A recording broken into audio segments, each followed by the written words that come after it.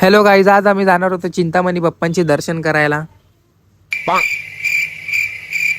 जाऊ तर आम्ही निघालोच होतो. रस्त्यावर आम्हाला एक गरीब आजी दिसली आणि त्याला आम्ही काहीतरी पैशांच्या ऐवजी काहीतरी खायला दिलं, कारण की आजीला खूप भूक लागत होती. त्यांनी आम्हाला सांगितलं तर आम्ही ते त्यांना दिलं आणि ते करूनच मला थोडंफार बरं वाटलं.